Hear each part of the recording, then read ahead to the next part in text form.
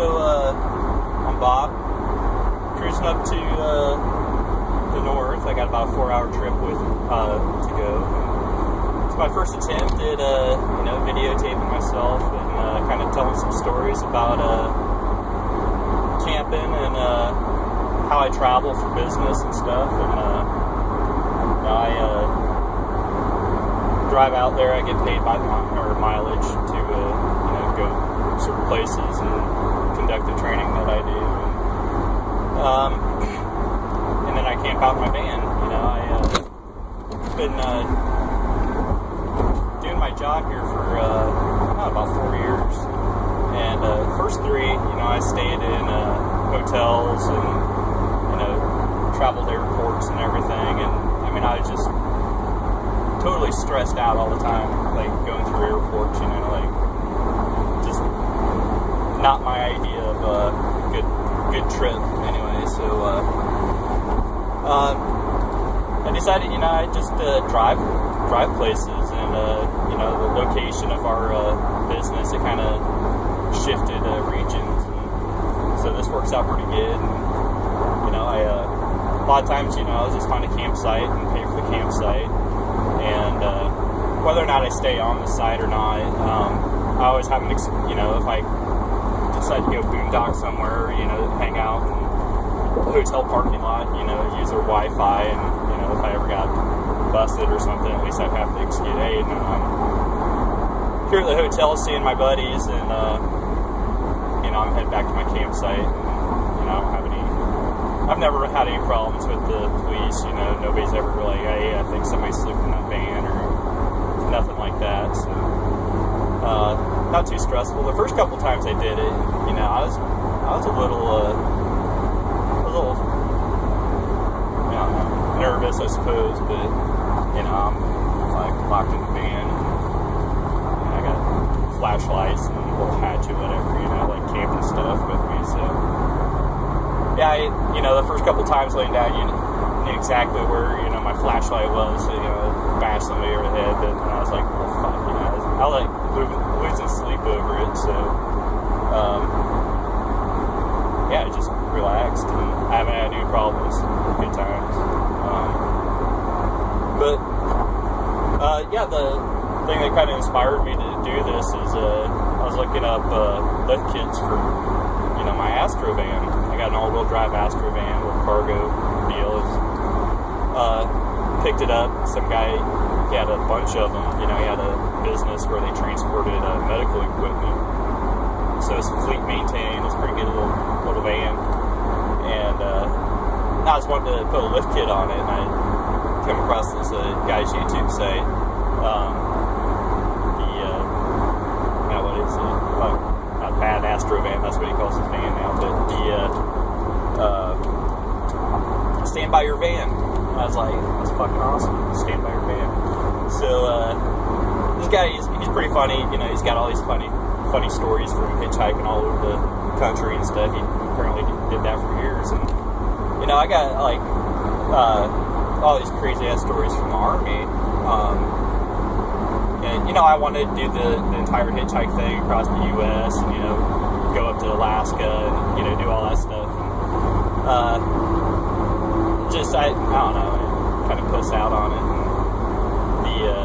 And so I joined the carnival, like, the day of my graduation, actually. I joined the carnival right out of high school, and that was a big fucking... I don't know, it was interesting. I learned a lot in a short time. Ended up, I learned a lot about hustlers and, just how, fucking people would just take you with a smile on their face, I was a stupid, naive kid. I learned a lot from dealing with the carnies and all this stuff, and kind of lifestyle. It was pretty interesting. A lot of things that I simply did not know. But it was fun anyway. I didn't do that for very long. It was during the summer of '93, and here in the Midwest, it was just flooding everywhere. So everything I brought with me, like any special mementos or notes or letters, all this graduation stuff that I haven't really even read yet. So I had a backpack full of shit, and everything I owned just mildewed, rained on. You know, it was a horrible place. Taking baths in, you know, the park and the water faucets and stuff. It was a shitty time, man. But you work all morning, you know, set something up, then work that afternoon into the evening, and you know, you do that for a couple days, and then you bust down the site and take off driving, and you drive through the night, and you know, wake up early the next morning, set all the shit up again. I mean, it's just exhausting. And I was living in a waterlogged tent, and my life was horrible. I didn't like it. So I quit that. Ended up having to pay to leave because these people, you know, they're like, I was working off commission, and you know, like, I was a fucking boner. I didn't know like how much, you know, I should be making. They just paid me. I was like, yeah, cool. They're like, all right. So they around lunch, you know, they come around and, hey, do you want a sandwich or something? Yeah, sure. I love a sandwich. Well, these people are, you know, they'd whip up a peanut butter sandwich and then charge me $2 for it. And they were keeping tabs on their credit about, you know, how much I was owing them. Fuck, I owed them more than I was making. So, my mom, I call her up and I was like, hey, you got to get me out of here, because I was just going to leave, you know, you know, walk away. But the night before I left, this other dude is from Broken Bow, Oklahoma, and he was he was an older guy, maybe one time, you know, he was a heavy party around, and a lot of guys on the carnival were like that, you know, like a lot of former something or another, and well, this dude, he took off one night. He owed him some money, maybe he owed him $20, I don't know what it was. Well, they ended up rallying up a bunch of these dudes, and they caught him down at the Greyhound bus station, just kicked the living shit out of this guy over like $20, and you know, let him go, you know, and I was like thinking the same thoughts, you know, fuck, I want to get out of here. I was like, I wonder what they'll do for the, you know, $12 I owe. So, I didn't want to find out, you know, so I called my mom. I'm like, hey, come grab me, because I gotta leave, and you know, these guys can kick my ass if I don't pay them what I owe them at least. So she comes up, she picks me up, and takes me back home. I was like, great. So, but I don't know. So like next week, you know, I get a call from Army recruiters, and they like, hey, what are you doing? So I look around, I'm like, sitting around playing Dungeons and Dragons with my buddies, watching them drink all my mom's soda and, you know, all this stupid shit, you know, just mooching off of me. And I was like, well, not much, you know. Guys, hey, you want to stop? Mind if I stop by? I was like, yeah, I listened to the spiel, and you know, I joined the Army, and you know, my old man, he was a career Navy guy, so I don't know, I grew up with enough Navy stories not to join the fucking Navy, so I go in the Army, and you know, that turned out pretty good. My life was a lot easier than it was when, you know, I was in the carnival for a long time. That was true. Basic training, you know, that was pretty cake, and so I go in the paratroopers and, you know, do all that stuff, and had a good time doing it. It was pretty exciting. You know, just the rush, the adrenaline, you know, that was my big thing, was just that adrenaline rush. And so that, you know, did that for about 4 or 5 years. You know, doing all this sneaking and peeking, you know, carrying around my radio and doing all that stupid stuff.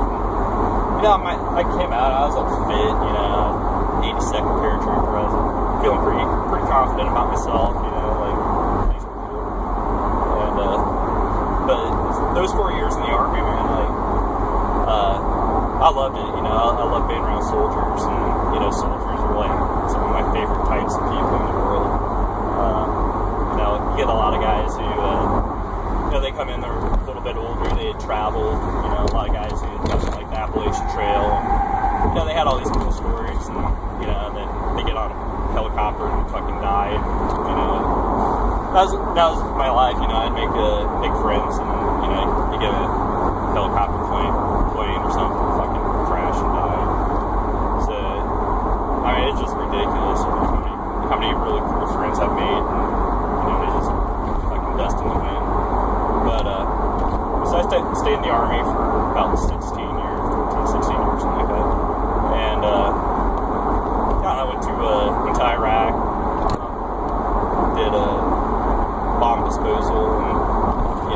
driving up and down the road, just getting the shit kicked out of me with IEDs and everything. Yeah, it's my job to or find the IEDs, or somebody would radio, hey, we got one, these roadside bombs and shit. So we'd roll up there, tear it all apart, and blow it up. Well, sometimes it just didn't work out that way. A lot of times it would blow up right in my face, and it's just like getting knocked or kicked in the head by a mule. I mean, it just will fucking ring your bell. And but for the most part, I gave more than I took, so that's good. Sometimes you don't feel like you won, even though you came back.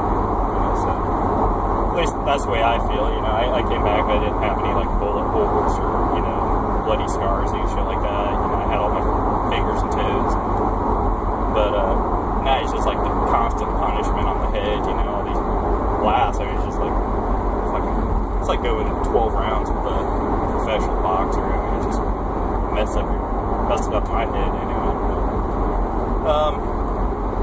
I don't know, like, I don't know, right? I guess I just don't even have any stories right now. I didn't want to do that, but wanted to record this and, maybe come up with some ideas of things that I want to post on YouTube. And, I don't know, we'll try to keep it up to date and post some relevant stuff, Obviously, I want to talk about my van and got some awesome dogs and awesome kids.